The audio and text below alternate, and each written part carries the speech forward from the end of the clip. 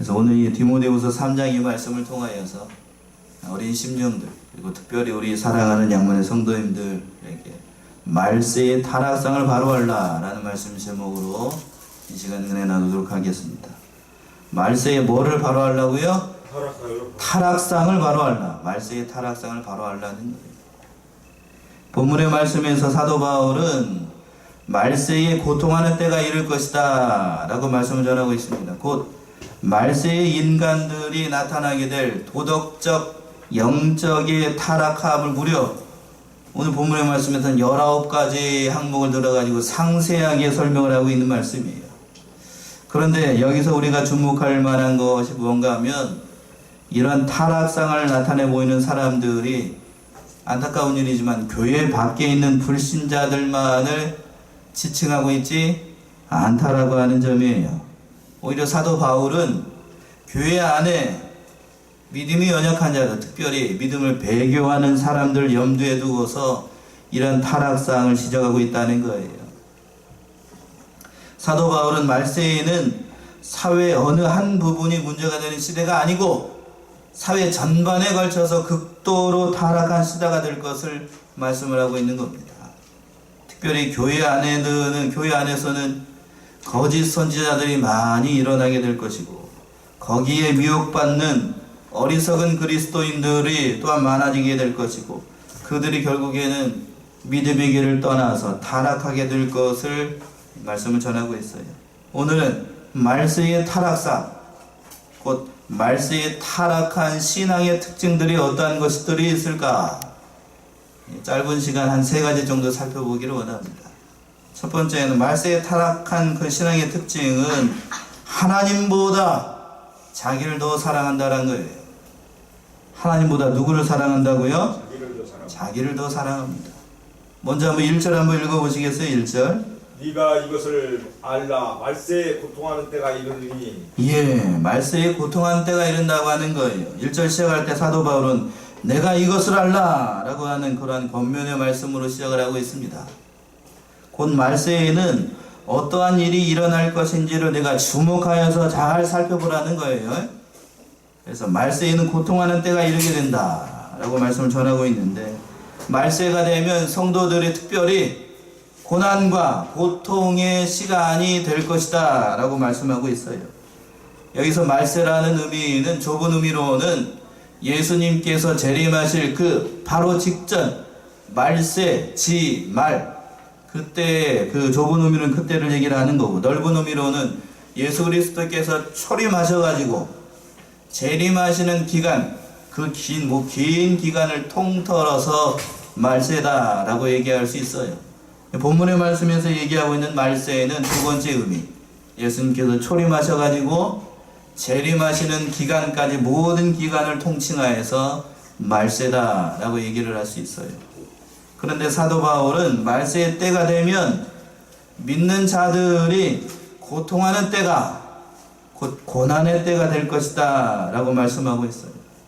말세가 되면 왜 믿는 자들이 고통하는 때가 될 것인가?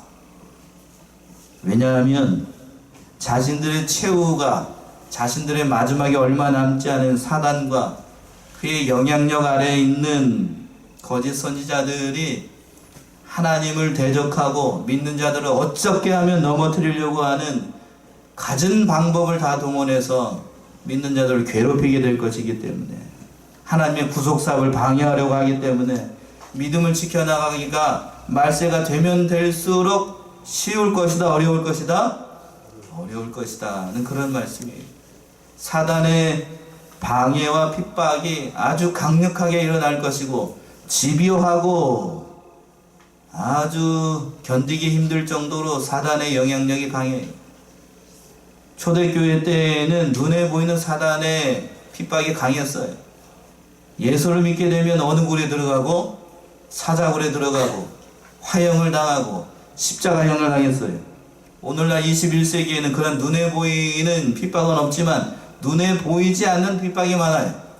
눈에 보이지 않는 핍박이 뭘까? 눈에 보이지 않는 핍박이 2절의 말씀이에요. 2절의 말씀. 2절 한번 읽어보시겠어요? 사람들은 자기를 사랑하며 돈을 사랑하며 자긍하며 교만하며 배방하며 부모를 거역하며 감사치 아니하며 거룩하지 아니하며. 예. 눈에 보이지 않는 핍박이 뭔가 하면 사단이 믿는 자들의 마음 가운데 누구를 사랑하도록 하냐면 첫 번째, 자기를 사랑하고 또 하나, 돈을 사랑하게 만든다는 거예요. 말세의 전형적인 특징 두 가지를 사도 바울은 지적을 하고 있어요. 말세가 되면 될수록 사람들은 누구를 사랑하고 자기를 사랑하고 또 돈을 사랑합니다. 돈을 사랑해요. 19가지 2절에서부터 저 4절까지 있는 19가지 이 항목들 가운데 대표적인 것 두 가지를 들라라고 하면 첫 번째가 자기 사랑이고 돈 사랑입니다. 돈 사랑. 말세가 되면 될수록 사람들은 이기주의도 자기 자신만 생각하게 되고 물질주의로 기울어져 가지고 도덕이 무너지고 자기밖에 모르고 돈밖에 모르는 인생이 된다는 거예요. 자기를 사랑한다. 진실로 이 시대가 극심한 이기주의에 빠져있는 그러한 시대예요. 범죄한 인간은 본래 이기적인 동물이지만 요즘 이 시대를 보게 되면 오직 자기 자신만을 위해서 산다라고 과언이 아닐 정도로 매사의 모든 일들이 자기 중심적입니다.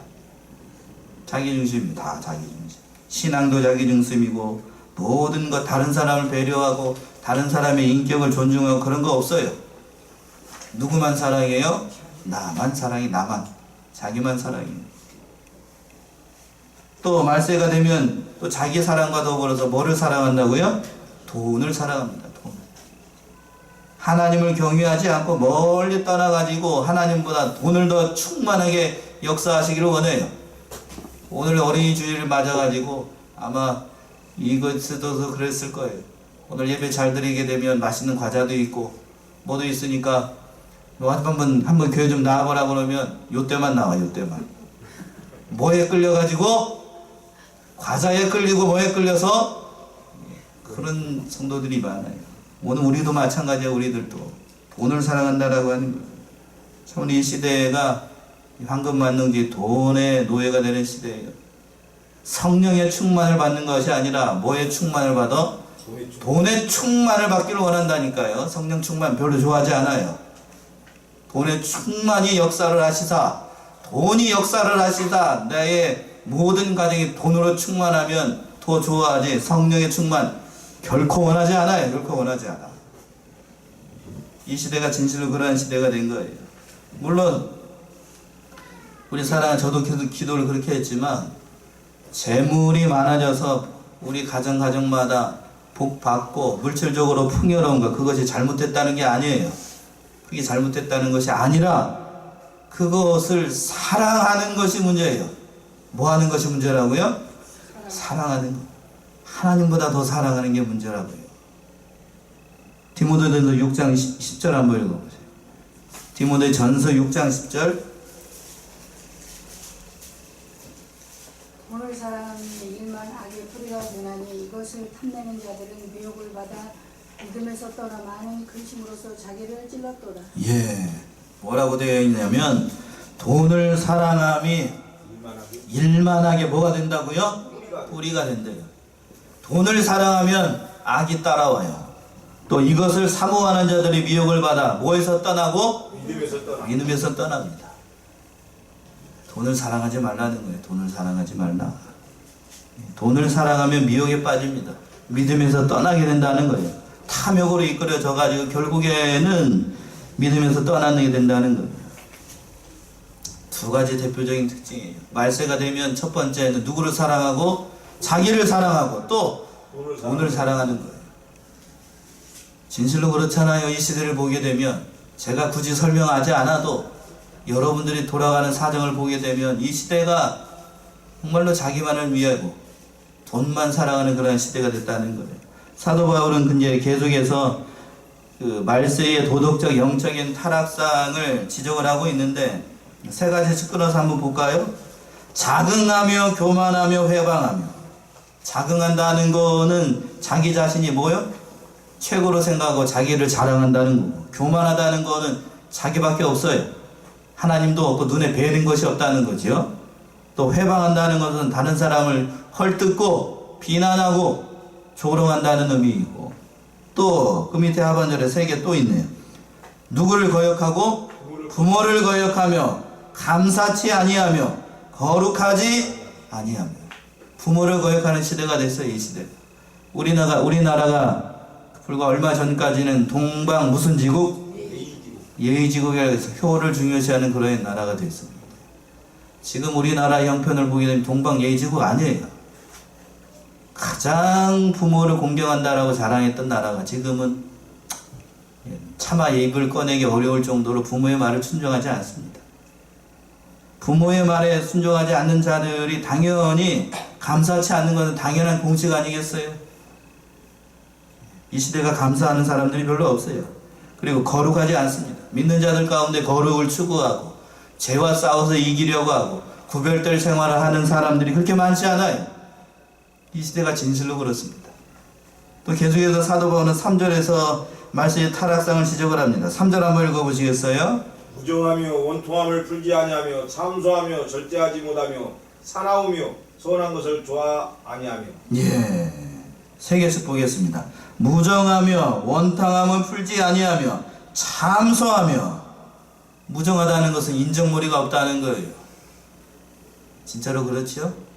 인정머리가 없고. 두 번째는 원통함을 풀지 않는다는 거예요. 한번 원통한 일을 당하게 되면은 몇 년 동안 말도 안 합니다.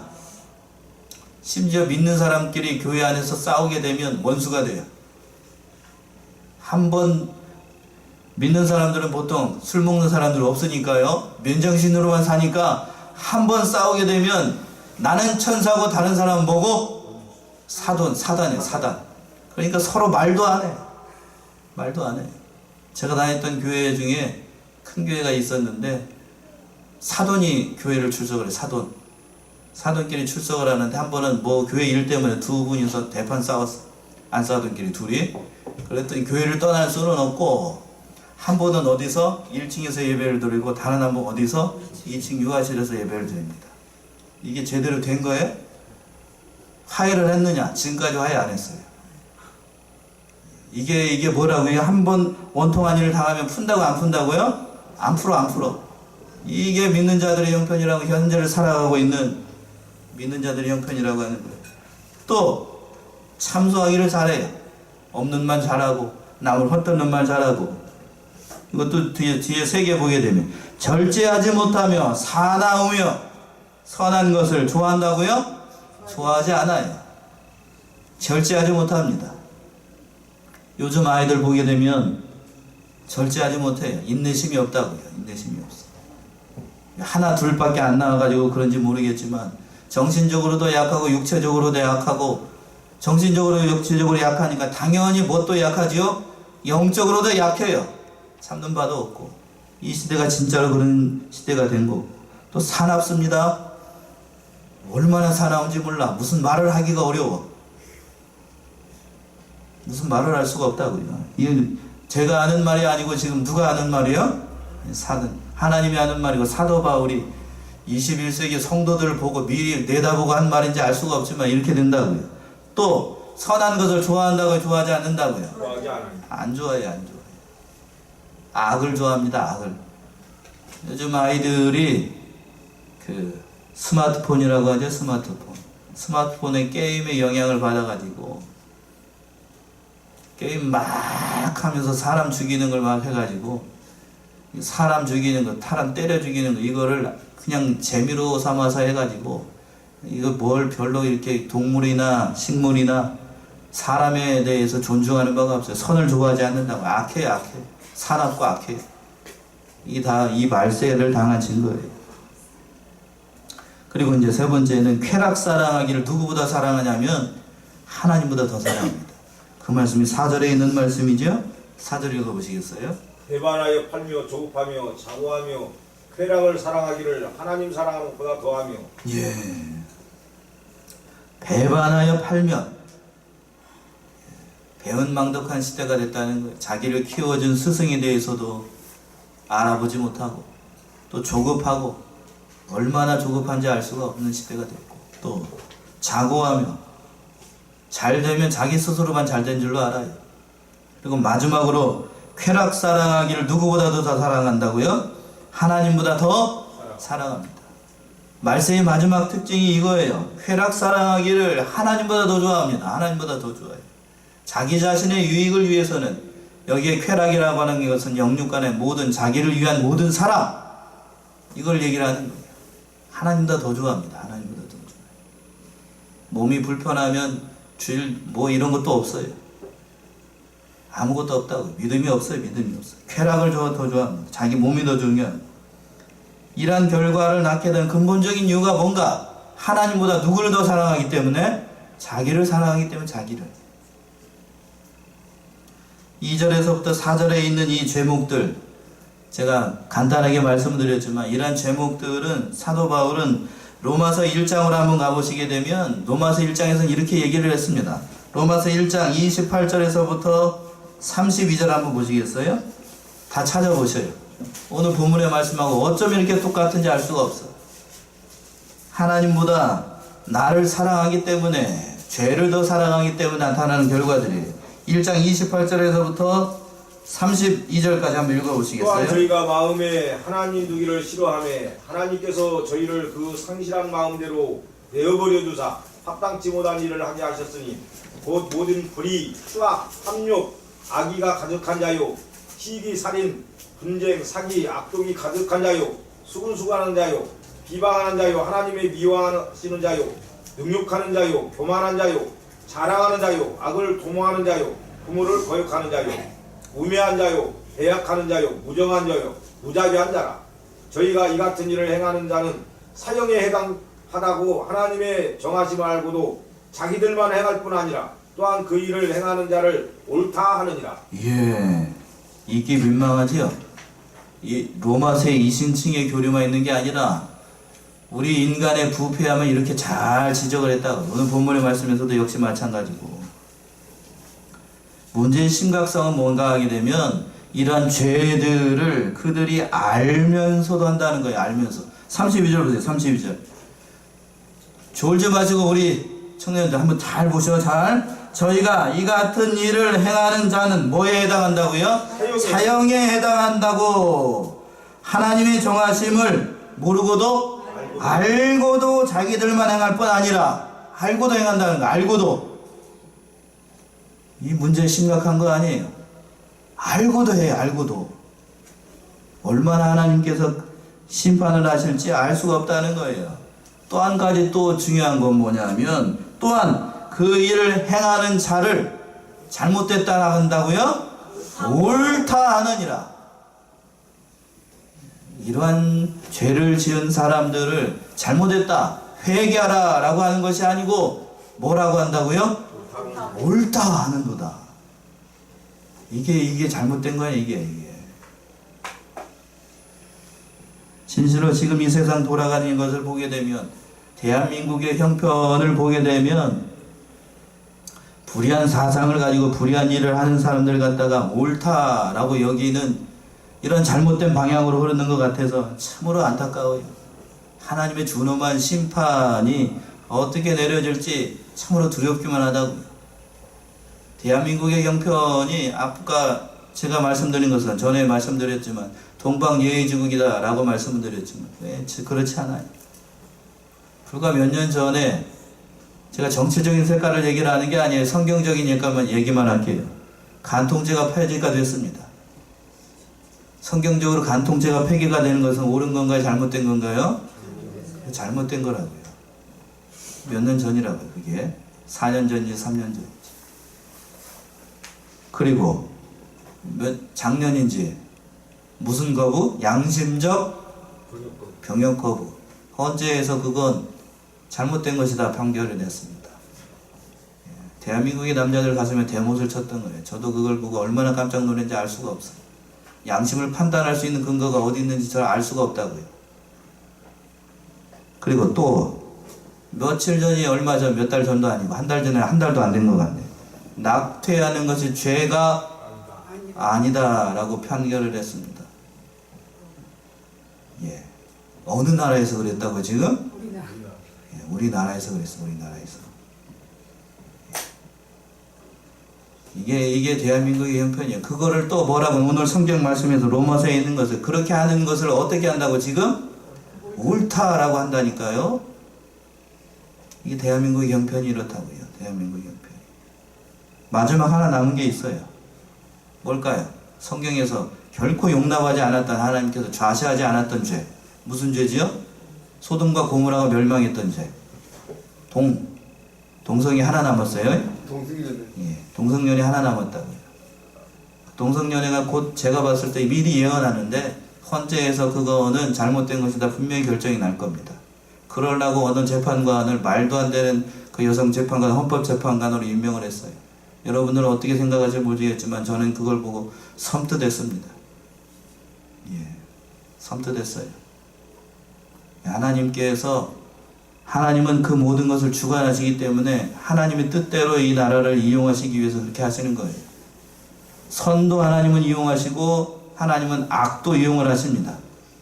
가롯 유다가 예수님을 팔 것을 하나님께서 이용을 하셔가지고 십자가의 대속을 이뤘던 것처럼, 죄송해요, 실명을 거론해서 오늘 작정을 하고 제가 얘기를 하는 거예요. 하나님께서는 이 나라에게 그렇게 될 것을 아시고 아마 그렇게 될 거예요. 저는 그렇게 안 되기를 원하지만 그렇게 될 겁니다. 그렇게 되면 하나님께서 과연 이 나라를 끝까지 사용하실까? 저는 굉장히 무서워요. 그 말씀을 보고, 이 돌아가는 생선을 보고. 동성애를 용납하게 되면 가정이 무너져요. 이건 대한민국 국회에서 그런 걸 소수 인권을 존중한다. 특별히 요즘 초등학교 교과서에 동성애에 관련된 것은 얘기를 못해요. 얘기를 못한다고. 교과서에 그 동성애를, 남자가 남자를 좋아하고 여자가 여자를 사랑하는 거는 그거 그렇게 얘기하면 안 된다고 하는 거예요. 그렇게 가르치고 있다니까요. 교과서에. 제대로 돌아가는 나라, 이게 제대로 돌아가는 나라냐고. 잘못됐다고요. 잘못돼도 한참 잘못된 거예요. 그러나 그것을 소수의 인권을 존중해야 된다. 인권은 거기다가 갖다 붙이는 게 아니에요. 진실로 말세가 된 거예요. 말세가. 여러분들이 이 사실을 깊이 깨달으셔야, 깊이 깨닫고. 여기까지만 오늘 말씀드릴게요. 갈 길이 바빠서. 참으로 이 시대가 악한 시대, 말세가 됐어. 그러한 말세가 되었기 때문에 어떠한 결과를 초래하는가? 그 말씀이 5절에 있는 말씀이에요. 오늘 본문의 말씀. 5절 한번 읽어보세요. 경건의 모양은 있으나 경건의 능력은 부인하는 자니 이 같은 자들에게서 뇌가 돌아서나. 예, 두 번째 말세의 특징은 경건의 모양은 있지만 뭐가 없어요? 경건의 능력이 없어요. 모양만 있고 능력이 없는 교회가 됐다는 거예요. 오늘날 대한민국의 교회 형편들이 그런 거 아니에요? 모양만 있어, 모양만. 흉내만 내요. 믿는 사람처럼 흉내만 내고. 모양만 중요하니까 외형적으로는 기독교, 겉으로 봤을 때는 화려한 기독교, 다른 사람들이 보아서 아름답고 귀하게 여길 만한 외형은 잘 꾸몄어. 그러나 속으로 봤을 때에는 속에 경건에 뭐가 없어요? 능력이 없어. 능력이. 아무런 능력이 없어. 안타까운 형편이지만 우리나라의 형편, 대한민국의 교회 형편이 그래요. 모양만 있어. 모양만. 겉으로만 아주 꾸미는 것처럼 잘하고, 부와 명예를 쫓아가고, 화려한 걸 쫓아가고, 그런 걸 쫓아가다가 보니까 이 시대를 깨울 만한 진리가 남아있질 않아요. 진리가. 능력이 남아있지 않아요. 껍데기만 추구하고, 사람을 회개시키고 사람을 변화시키는 능력이, 그리스도의 말씀이 교회 안에 남아있지 않은 시대를 만나게 됐다는 거예요. 모양만 추구합니다. 모양만 추구해요. 예수 그리스도의 진리의 말씀, 생명을 살리는 말씀이 교회 안에 점점 희박하여진 그러한 시대가 되었다라고 하는 거예요. 그것이 말세라고 하는 거예요. 그것이 말세. 고린도전서 4장 20절 한번 읽어보시겠어요? 하나님께서 뭐라고 말씀을 하시는가? 고린도전서 4장 20절. 하나님의 나라는 말에 있지 아니하고 오직 능력에 있습니다. 하나님의 나라는 말에 있지 아니고 오직 뭐에 있다고요? 능력에 있습니다. 능력이 있어요. 진리로 사람을 회개시키고 변화시키고 바른 사람으로 만드는 것이 하나님의 진리의 말씀 가운데 있는데, 오늘 현대 교회 안에는 겉으로 봤을 때에는 아주 멋져요. 사람들이 혹할 만합니다. 우리 여기에는 그런 교회가 별로 없지만 서울만 가봐요. 대리석으로 3층, 4층, 5층까지 올려가지고 또 이제 캐슬이에요, 캐슬. 알 수가 없다고요. 그러나 거기에는 뭐가 없어요? 경건의 능력이 없어요, 능력. 많이 모이면 뭐하냐고. 한번 바람 불어봐. 한번 폭풍의 바람에, 환란에 한번 비바람이 불면 다 떨어져, 다 떨어져. 싹 남는 게 없어, 남는 게. 오늘날 교회가 그렇다고 하는 거예요. 그런 때를 만나게 되면 어떻게 해야 될 것인가? 대답은 간명해요. 5절 하반절에서 보게 되면 뭐라고 그랬어요? 이 같은 자들에게서 내가 돌아서야 돼. 돌아선다는 건 회개하라는 얘기예요. 진실로 돌아서야 됩니다.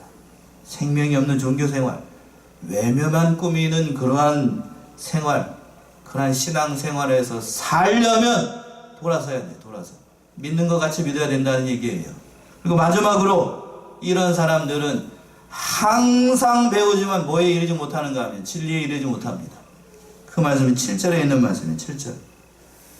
7절 읽어보세요. 항상 배우나 마침내 진리의 지식에 이를 수 없느니라. 예, 이런 사람들 경건의 모양만 추구하고 경건의 능력, 말씀을 따라가지 않고 진리를 따라가지 않으면 항상 교회 안에서 하나님의 말씀을 배우고 아멘 아멘 하지만 뭐에 이르지 못한다고요? 진리에 이르지 못해요. 배우지만 하나님의 말씀을 알 수 있다 없다? 없다는 거예요. 이게 아이러니 아니야? 이게 아이러니? 교회 안에서 하나님의 말씀을 배우고 있지만 진리를 알 수가 없어. 사람을 살릴 능력이 없고 사람을 변화시킬 능력이 없고 자기 자신이 구원할 능력이 그 사람에게는 나타나지 않는다는 거예요. 이게 안타까운 시도고 이게 말세가 된 증거라는 거예요. 그러한 사람들이 어디 있는가? 8절에 있는 말씀들이에요. 8절. 어떤 사람들이 있을까? 8절 한번 읽어보세요. 얀네와 야구레가 모세를 데려간 것 같이 저희도 진리를 데려가니 이 사람들은 그 마음이 부패한 자요 믿음에 관하여는 버리운 자들이라. 예, 나가보셔요. 모세를 대적했던 얀네와 얀브레라고 하는 사람이 있었어요. 출애굽기 7장에 있는 그 이적을 일으켰던 그런 사람들인데, 모세를 대적해가지고 이적을 일으켰던 사람들이에요. 이 사람들 가운데에는 겉모양은 모세가 했던 그 지팡이를 던지자 뭐가 됐어요? 모세가 던졌을 때에 지팡이를 던지자 뱀이 됐어요. 7장에 나와 있는 출애굽기 7장에 시간 관계상 찾아보지 않을게요. 뭐 던졌더니 뱀이 됐고, 그 외국의 술사 두 사람도 지팡이를 던졌더니 뭐가 됐어요? 뱀이 됐어요. 겉모양 흉내를 냈다고요? 그러나 누구의 뱀이 뱀을 잡아먹었어요? 모세의 지팡이가 애굽 술사들의 뱀을 어떻게 했어요? 잡아먹었어요. 왜 잡아먹었어요? 모세의 뱀이 왜 잡아먹었을까? 그 안에 능력이 있었기 때문이에요. 능력이 있었기 때문에. 오늘날 현대 기독교인들이 이런 사람들이 많다는 거예요. 능력이 없어. 안타까운 일이지만 오늘 본문의 말씀에서도 그런 사람들을 지적을 하고 있어요. 오늘 본문의 말씀 6절에서 보게 되면 어리석은 여자라고 소개하고 있습니다. 어리석은 여자들이 교회 안에 왜 이렇게 많은지 알 수가 없어. 저는 성차별을 얘기하는 것이 아니고 본문의 말씀 그대로를 얘기하는 6절 한번 읽어보세요. 저희 중에 남의 집에 가만히 들어가 어리석은 여자를 유인하는 자들이 있으니 그 여자는 죄를 중히 지고 여러 가지 욕심에 끌림 받으요. 예, 어리석은 여자들이 있다고요. 교회 안에 거짓 선지자들 얀네와 얀브레와 같은 거짓 선지자들이 싹 들어와요. 오늘날로 얘기하면 무슨 치? 신천지가 들어와서 산을 옮긴다고 이 믿음이 연약한 속다들 속삭해요. 그러면은 넘어가는 것이 안 넘어가는 것이 아니고 넘어가지 않는다? 넘어가는 성도들이 왜 이렇게 많어? 그런 사람들을 지칭해서 오늘 본문의 말씀 6절에서는 무슨 여자들? 어리석은 여자라고 하는 거. 어리석은 여자들. 왜 넘어갈까? 왜 넘어가죠? 오늘 본문의 말씀 6절에서는 그 넘어가는 이유를 지적을 했어. 6절 하반절에서 보죠. 6절 하반절. 그 여자는 죄를 중히 지고 여러 가지 뭐에 끌려? 욕심에 끌려서 넘어가는 거예요. 욕심에 끌려서. 왜 넘어갈까? 겉모양만 추구를 하고 그 안에 뭐가 없어요. 능력이 없고 진리가 없고 교회 안을 다니고는 있지만 진리가 없어. 예수 그리스도를 발견한 바도 없고.